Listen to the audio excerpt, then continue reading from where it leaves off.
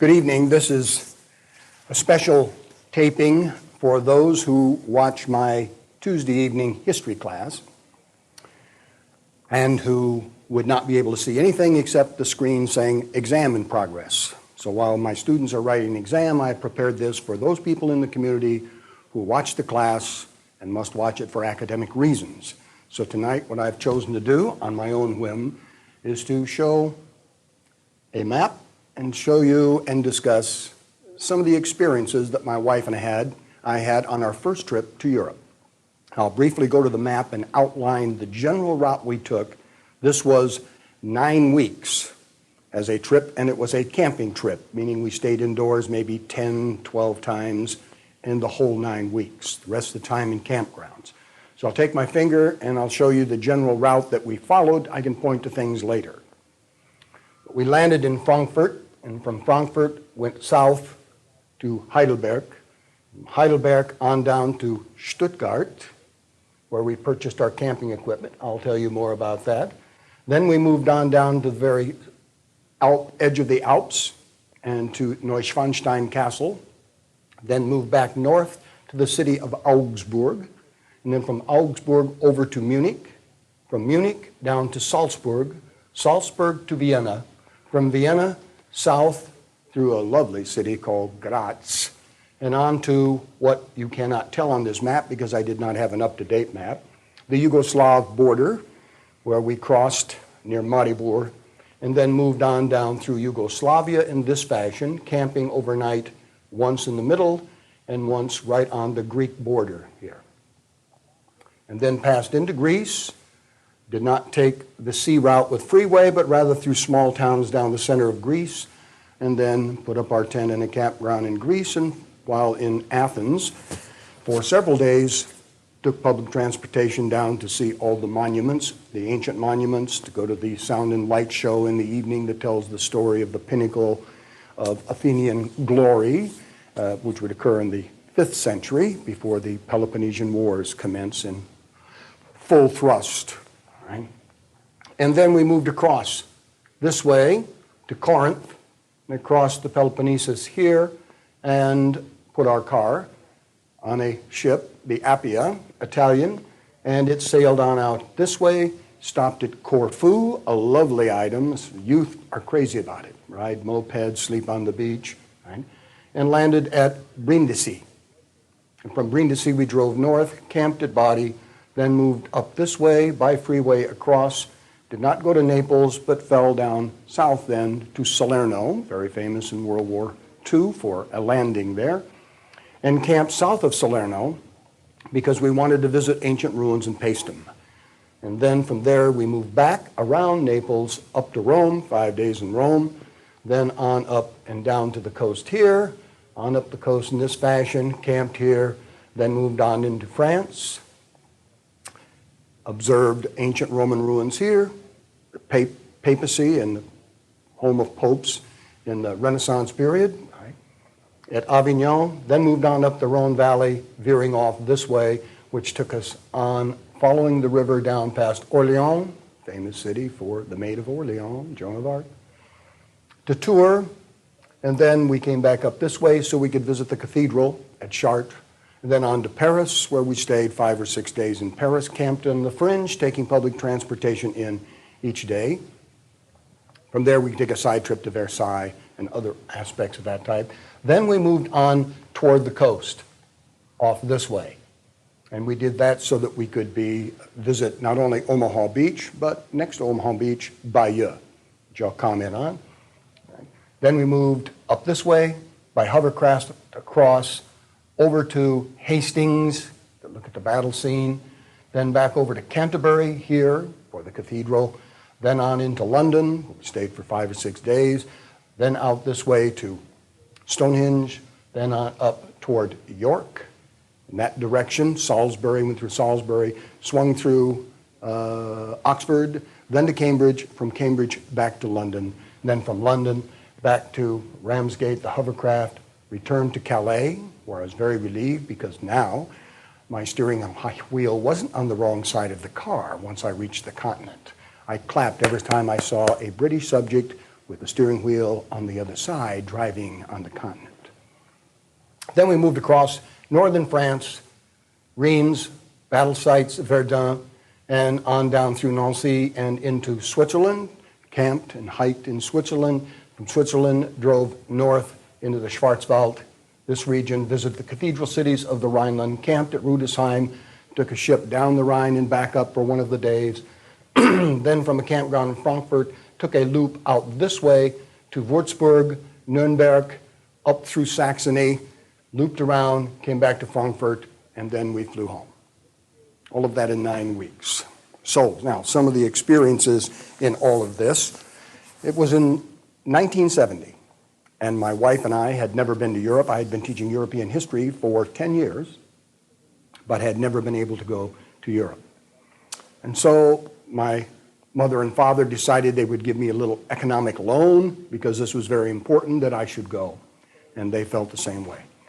So with a little loan and other things, plus some royalties came in from a book, and it's ironic that the royalties on the book, the check was $1,765, and to buy a new Volkswagen or pay for one in Mesa was $1,763.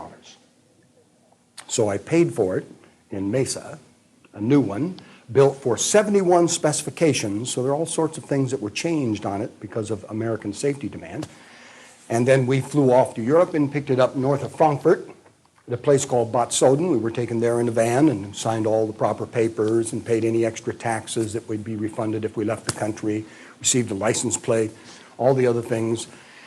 And by the time this was done, because the plane didn't land until 2:30 or 3 in the afternoon, by the time we started driving south, it was already becoming dark.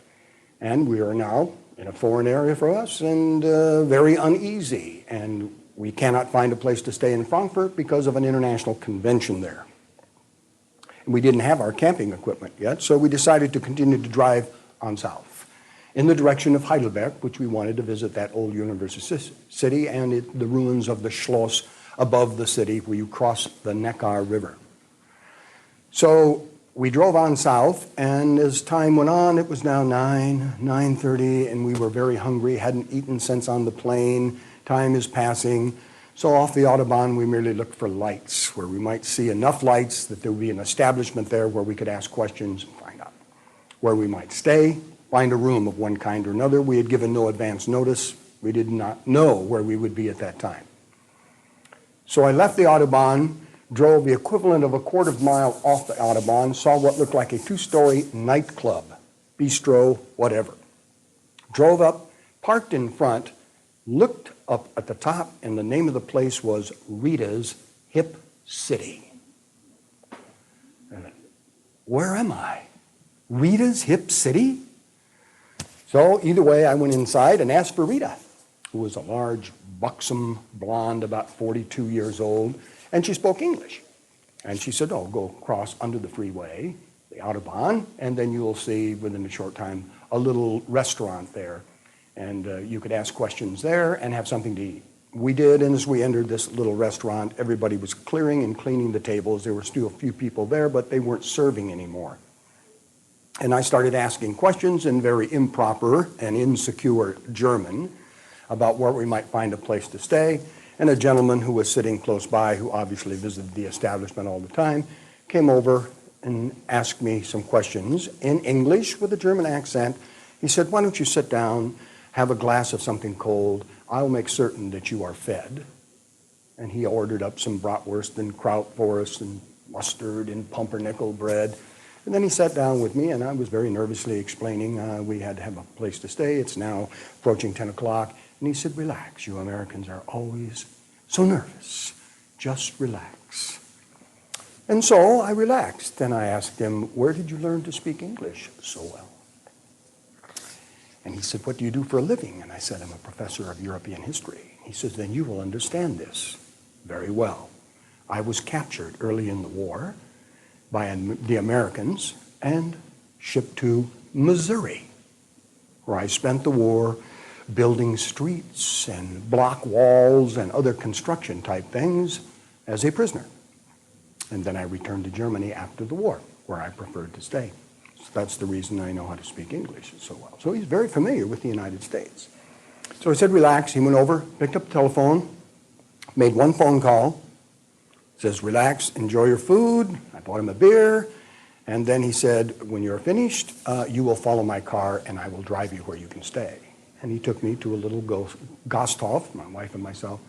And there, the woman would never have taken us at that time, but she took us in and we were able to have a nice night's rest.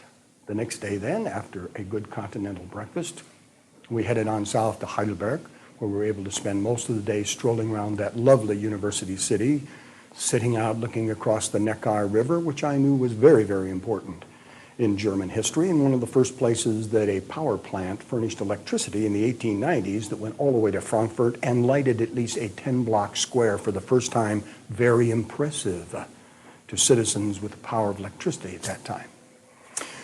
So then it was late in the day and we decided we'd move on south. We did not have camping gear yet, but we decided we would go to Stuttgart on minor roads by going the other side of the Neckar and wending our way down. And we stopped about 6:30 in the evening in a city called Heilbronn on the outskirts of it. And there I went in and arranged, and they had a room in a Gasthof there. But it was hard to gain anybody's attention to wait on us because everybody was interested in international soccer and a World Cup was being played or something of that sort. And so it was hard to get their attention, but finally someone came out of the room where everybody was just packed watching a television set and arranged for us to stay there.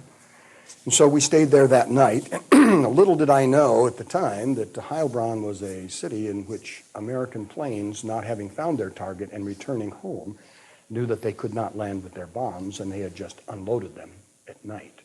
And those bombs fell on a non-industrial, non-military significant city. But I found those things out discussing it with the individual, and everybody was more concerned about soccer than us. And the next morning we moved on then to Stuttgart. And at Stuttgart we went to a large department store called Merkur. And there we bought our camping equipment, a tent for two with a rain cover, 2 summer weight sleeping bags, 2 air mattresses. For $1, a little pump made of rubber that you could pump up the air mattresses. And one of those one-burner cookers in which you have arms coming out to set a pan on and a canister screws onto the bottom of natural gas, which perforates and seals.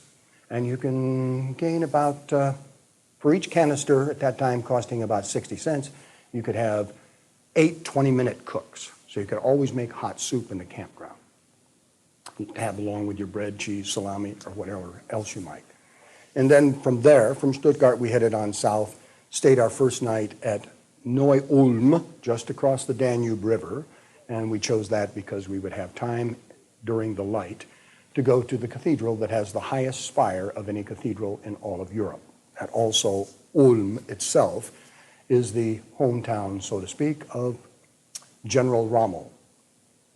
From there, we drove on down through the rich, lush Bavarian countryside, and you could smell the hay, and everything was so pristine and clean and fresh. You didn't see weeds even growing around a sign that tells you you're entering a village or a sign that says slow down. Nothing of that type.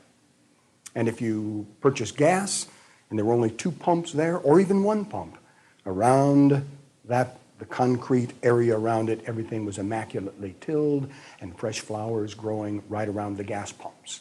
Everything just so beautiful in Bavaria. The odors were wonderful. And we moved on down to the walled, most of it, the old part is still walled, Memmingen. And then from there, it was a drive on down to Füssen. And Füssen is about 10 kilometers short of the great Neuschwanstein castle built by Ludwig II. And if you're wondering which castle that is, it's the one that's most reproduced, most pictured on cards and maps, and most often reproduced. You would see a replica entering Disneyland in Anaheim, California. That's the type of majestic appearance that they want for a castle that rises out of the lower forests as you're moving up the Alps. So we visited there and then moved on north to Augsburg, where we camped overnight. Augsburg was a lovely city that still had an old market square with fresh vegetables and fruits and everything you'd want to buy each day. in the summertime. So we bought our supplies there and camped there, visited a church where Martin Luther once preached. And from Augsburg, moved on then to Munich over here. And Munich is just a short distance from Salzburg. In Munich, we stayed indoors. We were there 2 days, but stayed indoors one night, and we purposely stayed in the university area or section so that in the evening, after museums closed, we could be out where students would be sitting playing guitars and artists painting pictures to sell to tourists walking by, that type of thing. And we visited, obviously, the Hofbräuhaus and 2 or 3 of the galleries, the Alte Pinakothek, elegant, wonderful. And then we drove on to Salzburg. We arrived in Salzburg maybe 3 in the afternoon. On the fringes, established ourselves in a campground, put up the tent, everything ready, and then we went downtown Salzburg. So we still had 4 or 5 hours of light when we reached there, and parked right next to Mirabellplatz, and that is in the old section of Salzburg on the upper side of the river, meaning northern side of the river. And it is the park area and today city administrative buildings that are very old, and Mirabellplatz, sitting on the steps when you watch The Sound of Music and the children are learning how to sing "Doe, a deer, a female deer." If you look in the background and you see this wonderful old medieval castle, the Schloss on the hill, that's Mirabellplatz. And so we stopped there. I didn't know if I would be permitted to park where I wanted to park. Asked 3 different Germans, could I park there for an hour?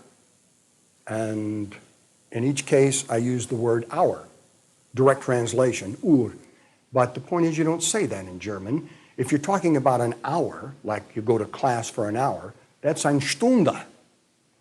So finally, someone said, eine Stunde. Yeah. So I could park there. So we strolled around there. I made a mistake just once of putting one portion of my foot on the grass as I turned a corner, and an elderly couple both chastised me for stepping on that grass. All the flowers, all the hedges, all the grass, so immaculately kept, so beautiful in late June. And so I apologized. Entschuldigen Sie bitte. And I won't do that anymore. But Germans care about the looks of all of those things. So from there, then, we enjoyed Salzburg. And we only took one bus trip, really, all the time. We were 9 weeks there. And I decided that I did not want to drive the next afternoon to go all the way up through the hills to Berchtesgaden and all the way up to the other areas close to Hitler's home. And so we decided we'd take an afternoon tour to what they call Obersalzburg, where you can visit the salt caves if you want. And the river, it's named after the river, the Salz, and it's called the Salz because it's salty, and it has a kind of gray foamy look as it rushes down in the prime part of the season when the snows are melting. So we moved all the way up into that area through Berchtesgaden and lovely pastures and so forth. Another time when I was there with my son, we went all the way up to where Hitler's home is located. And that is what slang in English, you would use the slang, a ripoff. Because having a son finish the 8th grade, we're camping in Europe, and that time we went all the way up. And to reach that, you're above the area where the tourist buses stop, and you can see all the beautiful green pastures flowing down, and you immediately assume Julie Andrews is going to come running out singing to you. But it's beautiful up there. But to go from that point further up, you can only go by a bus, and it's a high price. And you are going specifically for one thing, Hitler's home. And my son and I went because I thought I was going to see all sorts of museum-type artifacts from the Nazi period and from Hitler's personal life. The bus wends its way up a 1-lane trail, concrete, but 1 lane, all the way up very high. It's gorgeous up there. Then you leave the parking lot where only those buses can come. You see nothing else but those special buses. And you walk across and you enter a tunnel. And the tunnel is about 3/4 of a block long. And when you come to the other end of the tunnel, you see elevator doors. And then the elevator takes you up what must be 6 or 7 stories, and when you step out of the elevator, you are in the lobby that would enter and step up into the main living room of Hitler's home. All of which had been restored for tourist reasons because we bombed that very, very well. And below it, very close by, were the headquarters for the SS. Those also were bombed, and those ruins were still there for them. But the home had been restored as it was when Hitler lived in it, at least structurally that way. What we really had was a high-priced restaurant in a gorgeous place, but we had no museum benefits, nothing that you could show a youth about that time period in history. Nothing there. So we had a cold drink outside up toward a cross where we could see hawks, right, tacking in the wind at eye level 10 feet from us. And then looking down at the gorgeous meadows and trees as it moved all the way down 2 miles maybe to where you would leave your car. At the highest point you could take your car. So anyway, that was a bust in terms of historical artifacts. And that's a sidelight. My wife and I did not go up there. My son and I did 3 years later.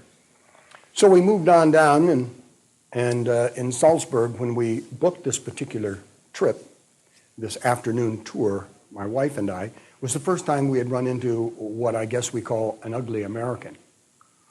And I tried to speak German as best I could, but always be very polite.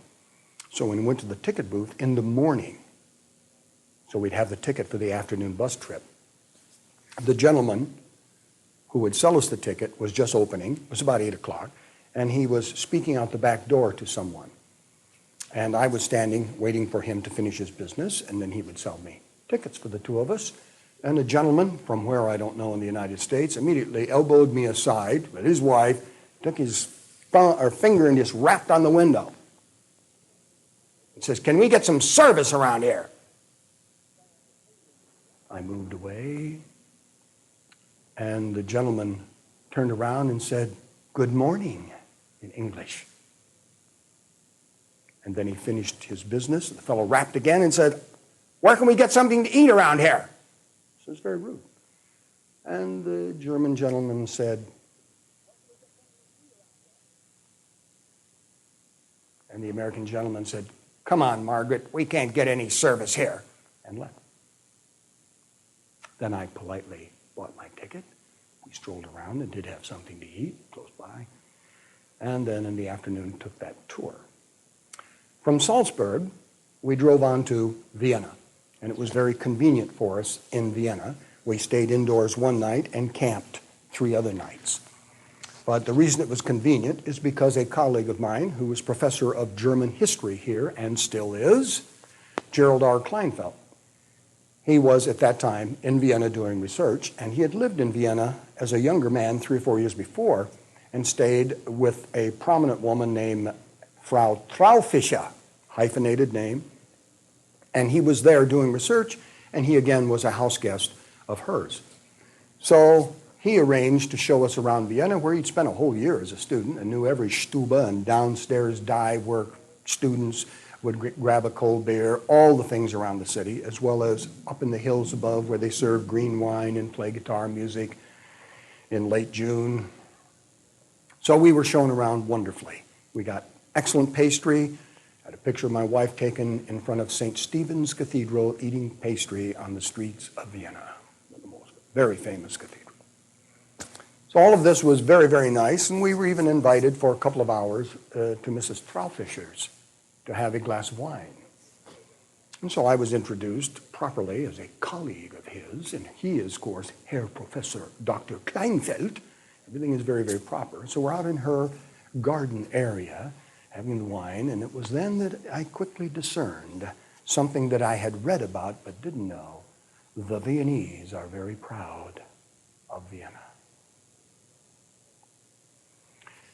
And she said to me, and I'd read the paper that morning in International Herald Tribune about events and anything connected with Austria. She said, "And so, how many days, how long will you and your wife be in Vienna?" And I said, 4 days. And she said, "Oh, how sad. 4 days for Vienna?" I realized what I'd said. Oh, tragedy. Because she's the type of individual that was more concerned about the things in Viennese history, such as the Spanish horse show, the symphony season, the opera season. And even the opera there always had low-priced tickets, were standing room only in the back, so even the little people could attend opera because it's good for you. So I immediately changed the subject and said, I read in the paper this morning that Austria has just signed a treaty with India, and they are going to furnish a steel fabricating plant in India. And she said, oh, so now we will be known for steel. How sad. And I realized I better not say any more things connected with her lovely Vienna. But either way, my wife and I had each read 2 novels, furnished by Kleinfeld earlier, written about Vienna by people who loved Vienna. And so we knew streets, and we would find a street and walk from that street to another location down near the Hofburg Palace and things of this type, just tracing the routes of important characters in these novels we had read about Vienna in an earlier period. And it was a lovely city. And we went to the Hofburg Palace, and there we had a choice between consuming part of the day looking at the crown jewels or the reliquary. And I find the shin bone of St. Anthony or the jawbone of St. Jerome much more interesting than I do crown jewels.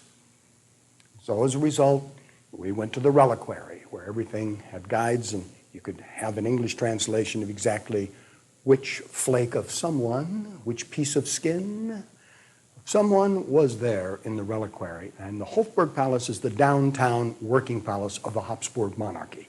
That's where old Franz Joseph lived and slept in an iron bed and only had oil lamps because he didn't like modern things like telephones and electricity and things of this type. But it's right downtown, and it's across from the most important pastry shop in all of Vienna, and it's famous from all the way back 3 centuries. So we had a pastry there just so we would have eaten there across from the Hofburg Palace. And we went to the burial site for all of the Habsburgs and their sarcophagi to see the size and importance of each one depending on the decoration and the size of the sarcophagus in each case. Right? And then we also took a half a day and went out to what's called the arsenal. An arsenal isn't exactly an arsenal. It would be the equivalent in terms of purpose of what we call the Pentagon in this country. And that was the military headquarters in an area in which archdukes all had titles and were marshals. And that's where you would have important military receptions. And all those types of receptions meant everybody is dressed in a very impressive way because you have all the epaulets on your shoulders and all the medals that you've won, and everything is prestige and position. And this has 2 or 3, at least 3 wings and double floors, and moved around there, and rooms are dedicated to different phases of wars that the Habsburgs had fought throughout European history, many of them against the Turks, of course. But they did have the automobile in which the Archduke Franz Ferdinand was shot at Sarajevo in 1914, June of 14. And so, having spent a wonderful time, and at the campground was located right next to the trolley, so you could leave your car, your tent, everything else, it's all secured, all fenced.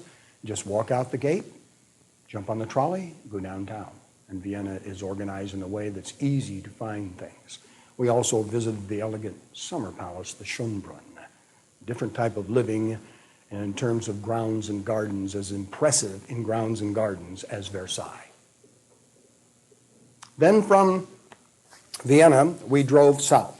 And we knew things were not going to be as convenient, congenial, and possibly as impressive, at least for a while, because we were going to cross the border into a communist country. And even though Tito wasn't part of the Soviet bloc, it was a communist country. It would be our first time behind the borders of a communist country. But we drove on south then from Vienna down through a wonderful city, medium-sized city called Graz, G-R-A-Z. And there, I would say, is the best collection of medieval and Renaissance armor of all kinds that I've ever found in Europe. I found one almost as good in another location. But this was very impressive.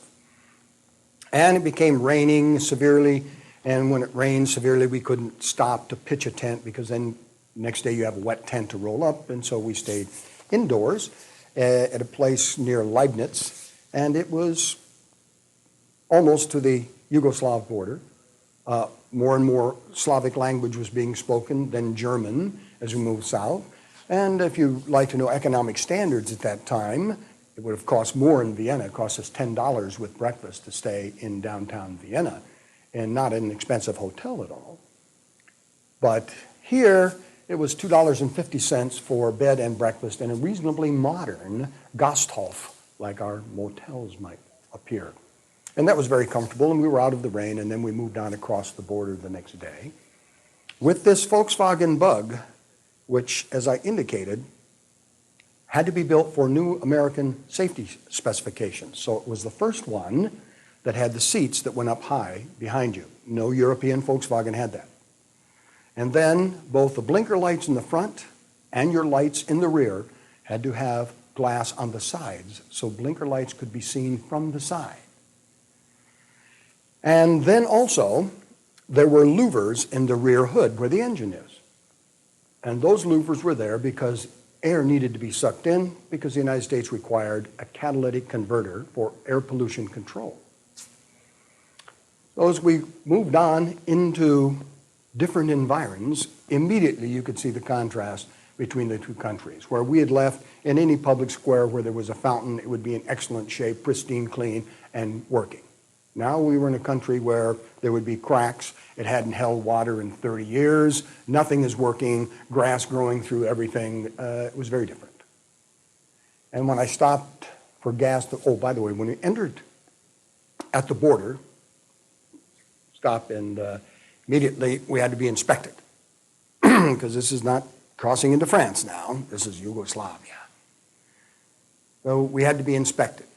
So a guard comes out, has me open the bonnet type hood in front of the Volkswagen and starts asking me questions. He said, who are your friends in Yugoslavia? I have no friends. Who are your relatives? No relatives. You have camera? Yes, we have a camera. And we're tourists. Of course we have a camera. And either way, finally says, you need visa. Told me where to park the car. I parked the car. Removed myself from the car, gave him both of our passports. He walked through, I could see him through the windows, walked over to a desk where a buxom lady in a blue uniform was sitting. She was an official of some kind. And in her in-basket, he placed the two passports. She was doing nothing, had nothing on her desk. And so I just watched in the window, waited. 13 minutes later, doing nothing, no phone, writing nothing, she finally reached over, picked up the two passports, went through them, and then took a stamp, and on the selected page, in each one, put a stamp. That's the visa. Then she put them back in the box. About 15 minutes later, the gentleman came by, took them out, brought them out to us. Then he told us we could purchase coupons for gas, which would save us about 40%. And I knew that in advance. And there were two countries that did that where we visited. One was Italy, and one was Yugoslavia. So the point is you pay for your gas with these coupons, and you can have gas at a cheaper price than if you're just making an exchange at that time. So that we did. And of course, they sold us. I told them how far we were going. He sold us 2.5 times as many coupons as we would have needed. And when we were at the other end, leaving and going into Greece, of course, they bought them back at a fraction of the value, those that we didn't use. So we entered, and we moved on down, seeing a very different type of countryside. We didn't stop in Belgrade, but moved on through Belgrade and on farther south. When we reached a place called Niš, which is a reasonably large city, I wanted to stop and take pictures for my colleague Fred Giffen, who's professor of Soviet history here. But I was afraid to do it because I was afraid I might get into trouble with a camera taking pictures because it was a military base at Niš. And it seemed like half or more of the people on the streets, all the way up to the officer level of captain and major, everywhere, moving around on the streets, and they were having a celebration. And here were huge banners across the street, and on one side was Lenin's picture, on the other side Karl Marx's. And they were huge banners, and I wanted to take a picture of my wife standing under those and give them to Fred Giffen, but I was just afraid to walk out on the street with soldiers everywhere and start taking pictures. So I didn't do that. So we moved on down then close to a place called Tito Villas, I guess they pronounce it, Tito Villas. And there I found a campground. And I was a little bit leery about surrendering my passport at the campground. The individual spoke no German, no English, but he did speak French, which was my strongest of foreign languages, and none of them are strong. So we were able to stay there, and there weren't any Yugoslavs in the campground at all. They were all Germans and Austrians and French and others. And we stayed there that night and then moved on south the next day. And then as we moved farther south, the countryside became poorer, the roads more narrow, and we began to see something we had never seen except in film or occasionally in an American city, gypsies in very large numbers.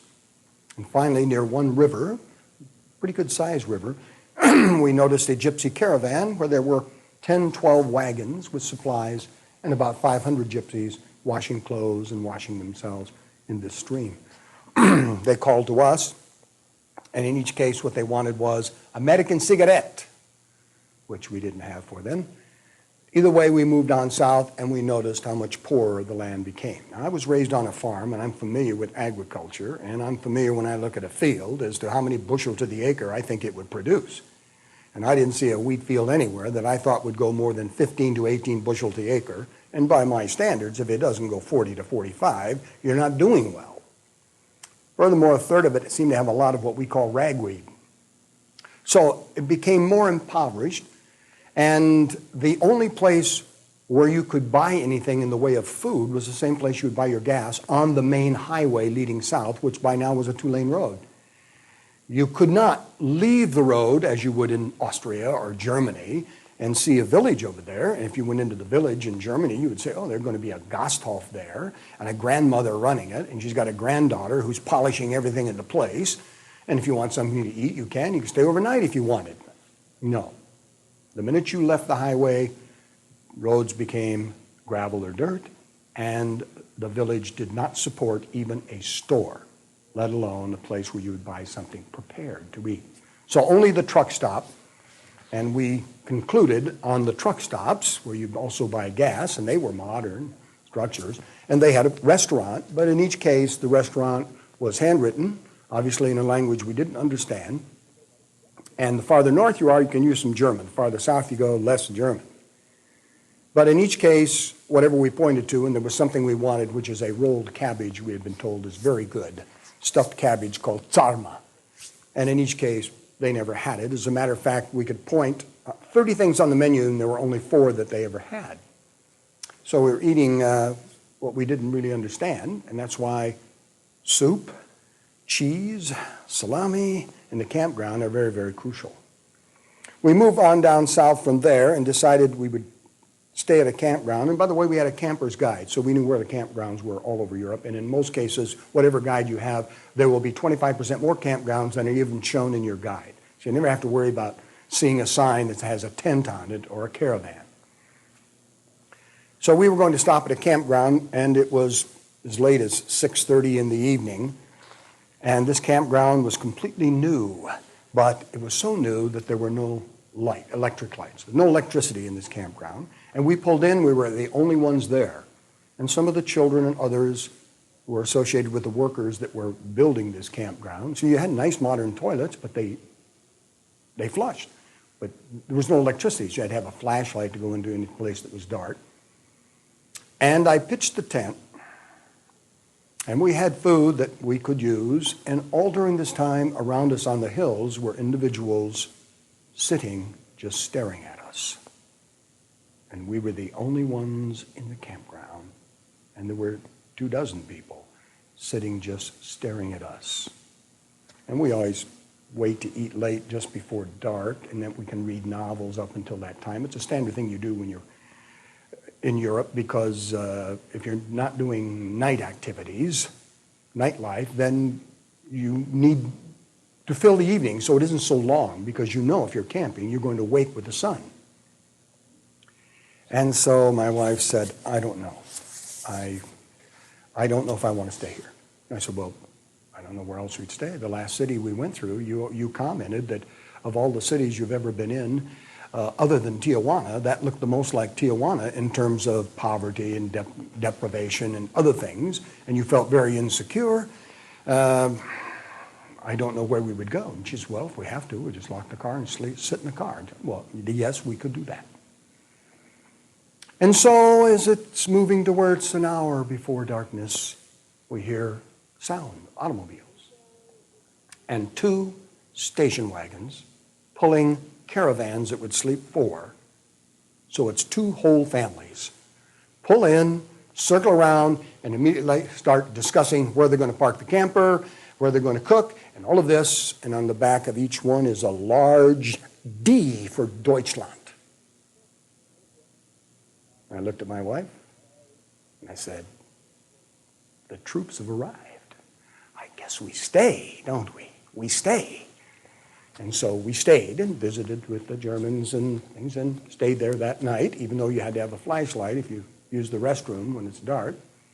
And then we started out the next morning, got up with the sun, so by the time it's 7:30 a.m., we are at the Greek border. And there we would have to leave the country and also negotiate the sale of our coupons, many of which we had. And in doing that, we pulled up to the border, and there were 3 guards standing in the drive-through area, and 3 lines could go through that area. And in the middle one, the only one open, they were standing there, and they ignored us. So I sat in my car, the engine was running, and they ignored us. 5 minutes passed, they still ignored us. I said, well, I'll get their attention. So I backed it up, pulled to another lane, raced the engine as if I were going to roar through, and immediately all 3 guards were on me. So then you show them your passport, everything else, they let us leave, and we go down and make an exchange after we pass that point for the coupons that we had, and start driving into Greece, where we felt kind of liberated because we had felt insecure before, but maybe that's all our imagination. Either way, we felt a little more secure, even though we were not in an area that you would call prosperous compared to something like Austria or Switzerland. So we moved on south, and our camping guide had us arranged for staying at a place called Platamon, and that is very close to Mount Olympus, but on the coast. And we moved down into that area, found a nice place under an olive tree to put our tent. We walked up, and here's an area with palm fronds, so forth, outdoor area for you to sit by a pristine, beautiful northern Aegean Sea. The water is just lovely. And there were a few Greeks in the campground. One doctor was staying there, and his son was studying English. His son was about 12. And this will place the time period for you personally, because the father said, motioned me over to talk to his son, because his son was studying English. And so I said, do you know something about America? And he says, yes, Spiro Agnew. Spiro Agnew was vice president of the United States at the time, and that name he knew because Agnew was Greek origin. So that he knew. But there were about 12 Australians, ages maybe 20 to 26, staying in that campground. And if you were in a campground where you have a group of New Zealanders or Australians, you know there's going to be a nightlife. So this was very, very nice. And we moved around the campground, and we walked up, and we were hungry after we pitched our tent. Now it's about noon, and here's this outdoor area, like a outdoor cafe, all covered in things, looking out at the sea, all very informal and casual, a beach situation.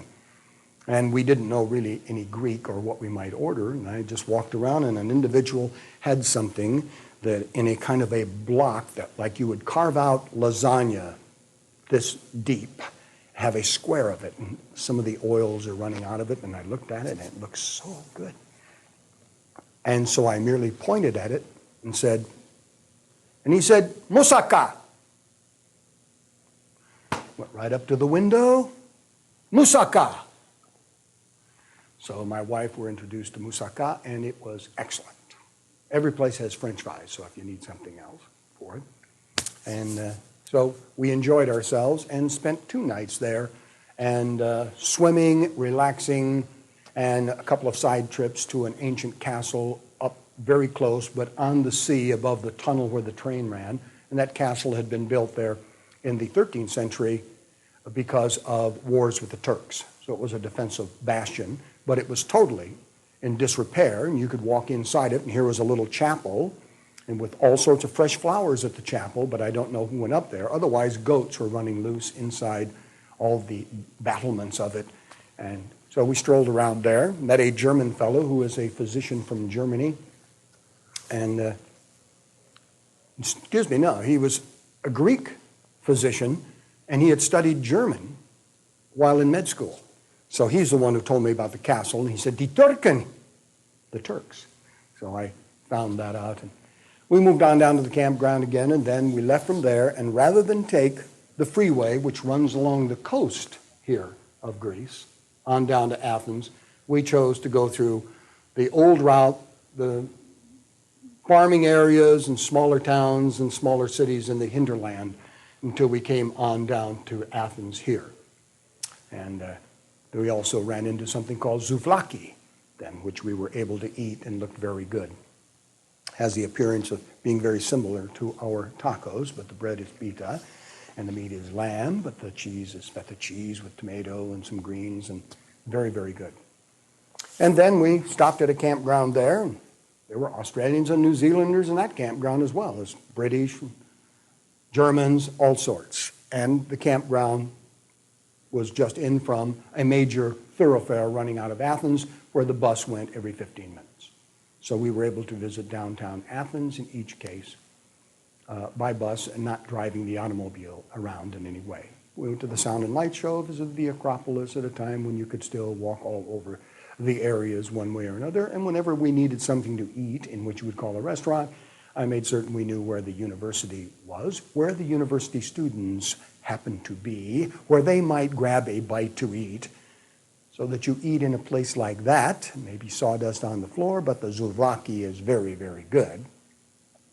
And you don't find a place to eat that is within a block from American Express and the Empire Hotel. So those things we quickly knew. And while doing this, we always checked in with American Express for mail because our relatives in the United States were sending us letters regularly, and we sent letters home to them from American Express. So we enjoyed that, and then we took a side trip, left the car in the campground, took the bus to the main port, which is over from Athens. Here's Athens, and the port is over this way. It's called Piraeus, an ancient port from ancient times, the important port for ancient Athens. And there we took a boat, and we sat on the deck, went third class. It costs $7 a piece for a round trip.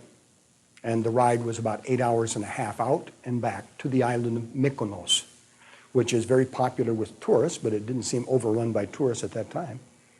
And we stayed in a place that was only $7 a night for 2 nights, and breakfast was included, and we could always take a free bus into the center of the town or buses out to other beaches. So we read novels, went to the beach, and each evening tried to figure out, by European standards, how could we wait later to eat our dinner?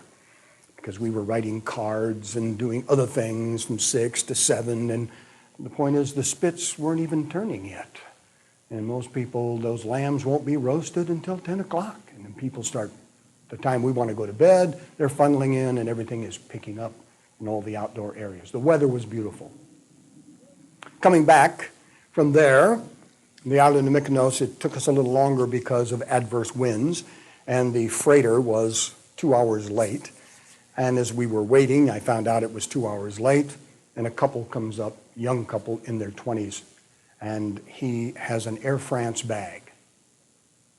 And so I said to them in French that the ship was late and that it would be 2 o'clock. That means 2 a.m. in the morning before it arrives. It was a midnight trip. Go for it. And she asked me a couple of questions, the young woman did, and then I struggled very hard in French to answer her questions, assuming I understood everything she asked. And then she said in front French, what is your first language? And in French, I said, Anglais, English. And then in clear English, she said, then why are we speaking French? She was a Greek university student, spoke fluent English with almost no hint of an accent. So we got on well and spent the night with them as they moved on back to Greece because they'd been out holidaying over the weekend. So we were able to do that and have 3 days in lovely sunshine on the islands of Greece and truly have a feel for it in that fashion. Windmills there and all the white structures, you see. Then we moved on back, and from there, we left the campground and we're headed to Italy. So from there, we drove to Corinth, because you wanted to go to Corinth. We went to several other artifacts of ancient ruins while crossing the Peloponnesus here, and then finally reaching this side where we arranged to have the automobile put on the Appia, a large transfer type of ship, liner, and it would go across to Brindisi. And that would leave at 9 at night. So we had some time to stroll around the port of Patras and walk here and there, buy some vegetables and other things to take with us. Once you took your car on and you had to take with you what you wanted for the night, you could not go back to where your automobile was located until you were permitted to do that the next day when they unloaded. So we had to take what we needed for over the night. And we did not have bunks, of course. We just sat in seats like airline seats facing the front. We met a couple there. It was a girl who was about 22 from University of San Francisco, and she was traveling with a 16-year-old English boy named Simon, who every 15th word was incredible. Oh, it's incredible, credible, incredible. But they were nice, and we visited with them, and then when they got off, they were backpacking and thumbing. So we took them with us in the car to the campground in Bari, north of Brindisi, after buying our Italian gas coupons. And they wouldn't have been permitted to go into a campground as backpackers. Most campgrounds would not allow any walker anyway. Motorcycle, if you have the equipment. But because they were with us, they could stay with us. So they just slept out on the grass right next to our tent, and everything was fine. And then the next day we left them, dropped them off at a freeway exchange near Naples and went on south to Salerno, south of Salerno, to a campground that was right on the sea. So whatever we did during the day, we could sit on the beach with the afternoon sun from maybe 6:30 to 8:30 reading novels, and then go up to whatever little restaurant outdoors with leaf coverings they had that you might purchase something, or you cook in the campground. It just depended. It just so happened one of the nights there, we went down to visit the ruins at Paestum, and that was sufficiently primitive. On the way down, we often had to stop the vehicle and wait for sheep or goat to cross the road or maneuver around them in one way or the other. And after visiting, those ruins are absolutely wonderful. Anybody that overlooks those, a lot of times you're visiting ruins where you see thousands of tourists that are not as well preserved and as impressive as Paestum. And it's on the west side, south of Salerno, looking out at sea. Very, very impressive. Then that evening in the campground, we decided to order something. And we did not know just what to order, but something simple would be certainly pizza.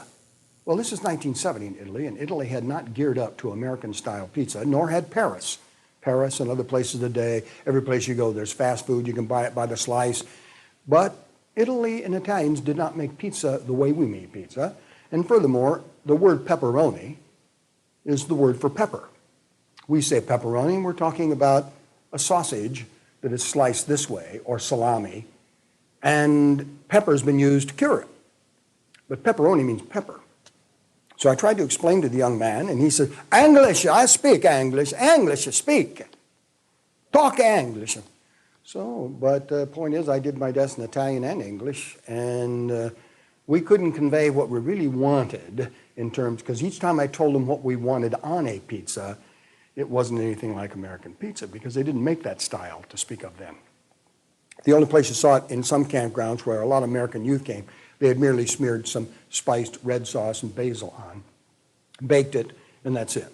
So you have some flavoring, you have the dough, but that's it. It's not a special item that's prepared. So after saying pizza 2 or 3 times to him, finally he said, Venica, come with me. Or venna qui properly, but Venica. We're far south now. Takes me into the kitchen, opens an oven, and there in the oven is what he says, pizza. And really it means something that's cooked that is round, like a pie. It was this big around. Only 2 wedges had been taken from it. It was this thick. It was a quiche, an Italian quiche, with cheeses and eggs and chunks of sausage and parsley and chunks of peppers. Problem solved. Due! So we had the pizza in that fashion, and then we drove north the next day through Salerno and took that beautiful, narrow Amalfi Drive that moves north from here all along this area from Naples on north and comes out at Sorrento, which is kind of like an Italian La Jolla in terms of pristine, relaxed, wonderful temperature, beauty by the seaside, and expensive. So from Sorrento then we drove inland to Pompeii and spent about 5 hours at Pompeii. And at Pompeii, obviously we were very, very impressed, and we knew that this is something that had been buried for centuries and now has been excavated only in the 20th century. And what was there still was reasonably well preserved, and you can see the large areas where the athletes used to train and practice wrestling and other things, and then where they would sit underneath and have oil poured on them, and slaves would scrape their flesh and clean the dirt off with oils to leave their skin to heal better, because after all, they wrestled on something that would be equivalent of our clay court tennis. That's what wrestling was carried out on in ancient Greece, and it was a rough sport because most individuals ended up being killed, or else you could be killed or injured if you didn't win, because someone could reverse your body and use a pile driver on and break your neck. So, but Pompeii, very, very impressive. Very, very impressive. And the thing that impressed me more than each time people ask me about Pompeii, one thing I never fail to mention is at Pompeii, the streets are made of large block. And the block are twice the size of a 50-pound block of ice. They're this square, and they're like a cube, so it goes down that far. So you have streets, and if you come to an intersection with all these blocks going across next to each other with sand in the middle, you see, then they will place over the top of them another block about half as high at an intersection. And that means when a chariot arrives, if it's flooded, and there's water, you can step on those walking across those blocks so you don't step to the base, because the side curbs are this high too. Or a chariot can pull through and the 2 wheels will go between those secondary blocks that are placed on top. And what impressed me most was looking down at the base blocks and seeing that a ridge, as you went around the corner, had been worn into the solid rock this deep. And I just asked myself, how many chariots for how long had to make right turns at this corner to grind down the block that far? And you could see the ridge just go right around where the 2 wheels went around, but the most on the inside wheel because of the twisting.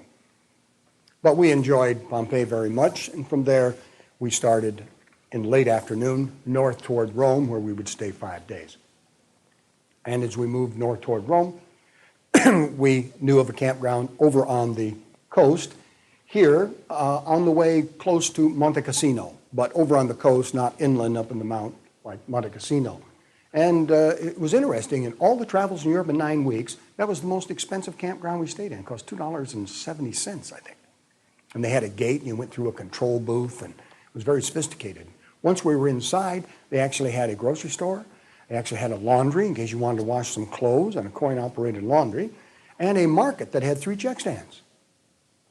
And the campground was reasonably full, and we just had the little 2-person tent and the small car, so we could always fit in somewhere. One of the most interesting things about that campground, it was filled with Germans who come for the sun. and stay 2 weeks.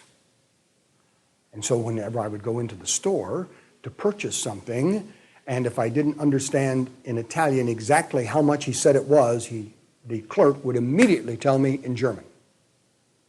And I said, my hair coloring and my eyes must be a giveaway, because never did they conclude that I was an American. I must be a German. From there, we moved on north to Rome, spent 5 days in Rome moving here and there with the car left in the campground and using public transportation to go to all of the major sites in Rome. St. Peter's, the Baths of Caracalla, those sacred stairs located next to San Giovanni Cathedral, all the areas of Rome. We even went to the flea market while we were there. And then from Rome, we moved on north. Moved up the peninsula and then over to Florence. And in Florence, the campground is very appropriately located. It's just about a quarter of a mile down from the piazza that overlooks the Arno from the south to north, the one you see the pictures on all the postcards of the panorama of looking across the Arno at downtown Florence with all the rooftops, and of course dominated by the Dome of Brunelleschi and the Duomo in central Florence. Now, if you stay at the campground there, you are a little bit lower than that, but you're in olive trees. It wasn't expensive, and you were also looking on the Arno and the panorama of the city. Leave your car there. Bus ride is about 15 minutes if you want to move all the way to downtown Florence. And it loops around so that 15 minutes back, 15 minutes down, anytime you want it. So it was very easy to visit the treasures, and I might point out that of all the cities that you could see impressive things that you've read about in books, seen pictures of in books, in Florence, once you are in the core of Florence, there are more things within a 15-minute walk than in any other city I've ever visited in my life. Athens is big and spread out. Paris is far-flung and spread out. Florence and Rome is the same way. But Florence, reach downtown, you can walk to anything you want. That's the case. If you're staying in a downtown hotel, then that should be understood too. You will not need transportation while you're there unless you want to take the number 7 bus up into the hills of Fiesole. That's only a 20-minute ride. It costs you 60 cents. And today, not then, today.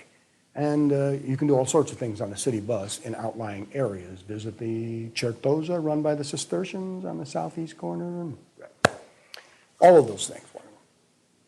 Then we moved over to the coast, up and over to the coast, and then on up and camped on the beach here in Albenga, close to the French border. We're on our way.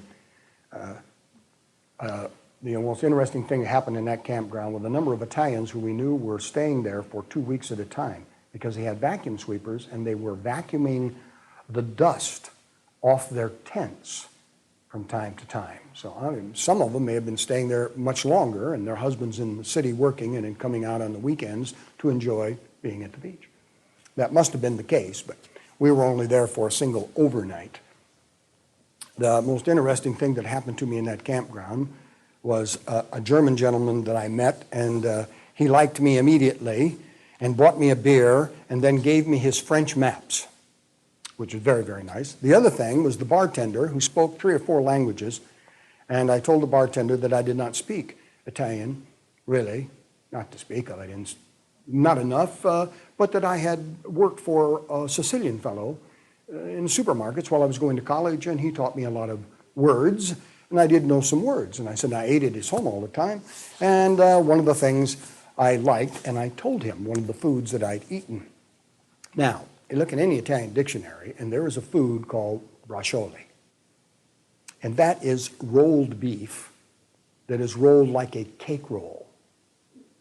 Swirls around if you look at it from the end.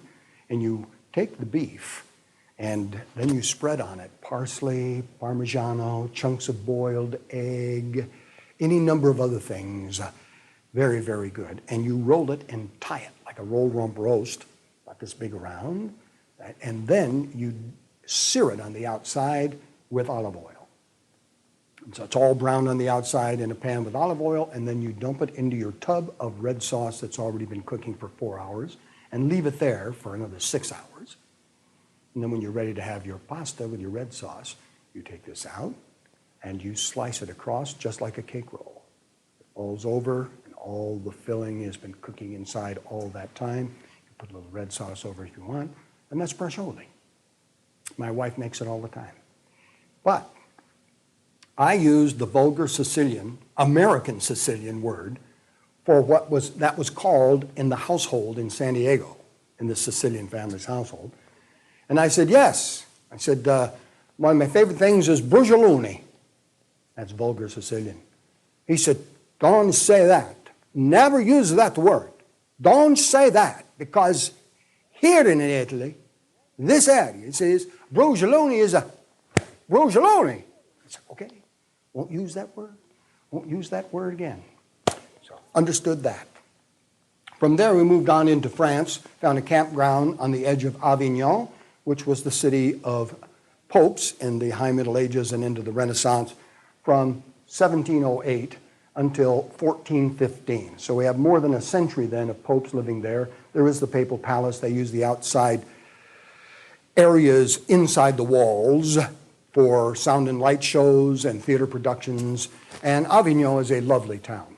You see a lot of Americans there because it's close to Aix-en-Provence, and several American universities have schools in the south. So quite often you could be in a place where half the people in there are speaking English if they're youth. And that's nice climate, the place to go, and that's where they would want to be. But we visited the Papal Palace. We drove out to Nîmes and to Arles, looked at the Roman ruins, walked right across the Pont de Gare, and could see how it was used as an aqueduct in order to transport water. You could see down inside, and you could actually realize that a person bending over could walk through what would be the giant sluice on the upper level that would carry water across. And all of this very, very impressive. And then from there, we started north. And our next stop was to be the chateau country of the Loire Valley. So we moved up the Rhone River and then stayed overnight on the way up in an area which I knew was a hotbed for the Maquis, or Free French of the Interior, during World War II. And on very minor roads, and we stayed in a town that couldn't have had a population of more than 200. We stayed in what would be like a guest house, a pension. And dinner came with the meal, a very elegant French dinner. That's the only real high-quality 5-course. I had 5, my wife had 4. And it was so good that I was almost ill when I was through, because the sauces are so rich. And you're receiving this type of fish with an orange sauce, and this type of fish with a lemon sauce, and all of it's just creamy and rich. And we had a hard time sleeping that night. The gentleman who ran the place, though, that booked everything, wanted to ask me questions, in French, of course, about Richard Nixon. And the last thing I wanted to do was to go to a little village in France called Noiré-Table and explain Richard Nixon. But either way, kindly, very nice, he was glad we were there. No tourists came there. Everybody that ate in the dining room had an appointed place, their own personal napkins, their own settings, because they were people who vacationed there, were retired and vacationed there for, let's say, a week at a time every year, regular customers. And they stared at us immediately because we were the outsiders. What are we doing in this little town called Noiré-Table in the hills of the Maquis country of France? We moved on through then, stopped at an open market in a place called Thiers, and there I bought a bottle opener made totally of wood to remove corks, and it lasted 24 years before it cracked. It was excellent. It cost 38 cents. It worked wonderfully. And then we moved on up to the Loire, and down the Loire, stopped to see the cathedral in Orléans, the city of Joan of Arc, at least one of the areas in which she lifted the siege.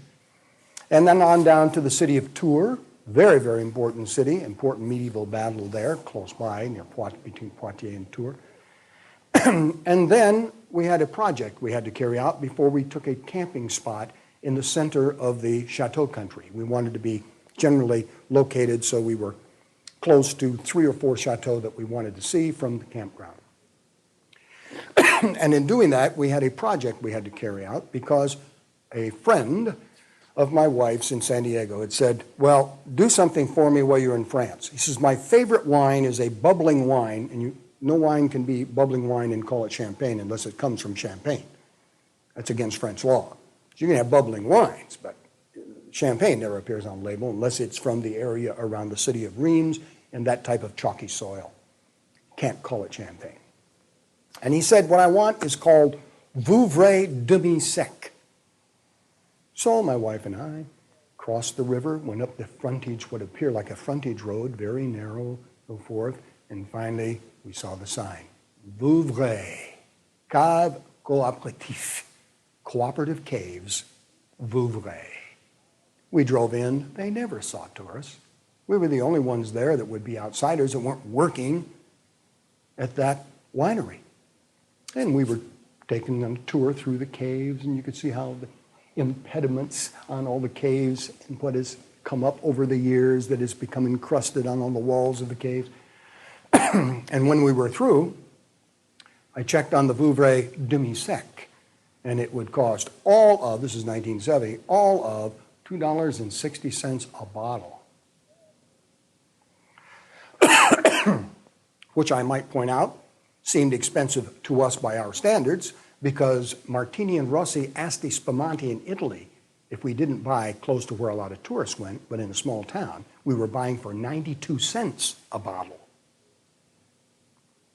So we bought 4. And that way we could take one home and we'd save the other 3 for some special occasion somewhere. And which we did. And then we moved on to the chateau and visited Chenonceau, Bois, Amboise. Bois is where they hanged some Protestants early. At Bois also is, Amboise, behind the altar, is where supposedly Leonardo da Vinci is buried, because he was in the service of Francis I of France as a painter at that particular time.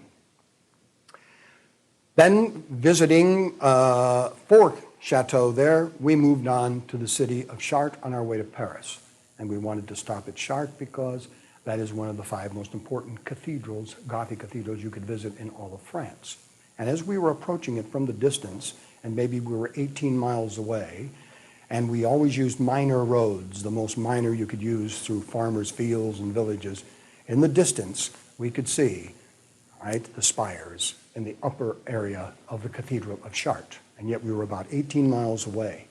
So we stopped the car, and I moved over so that no telephone or light wires would be in the way, looked right out over a wheat field that had already turned almost as golden as it would be, with the cathedral spires in the background, and took a picture. And I concluded that that terrain, with that in the distance, if you look at the painting of François Millet, a French realist, called The Angelus, where 2 peasants are standing with their heads bowed next to a wheelbarrow at midday, the steamy midday hot sun of the harvest time of France. And in the distance, you see cathedral spires. And he enjoyed painting peasants and the rustic in the French countryside, usually Brittany and Normandy, and we weren't there, but it looked that way. And so I've always kept that picture because I said to myself, you know, if it weren't for the light wires and the other things, that scene probably is the same as it would look to you if it were 1350. A wheat field, trees, spires in the distance, probably the same way it would have looked at that time.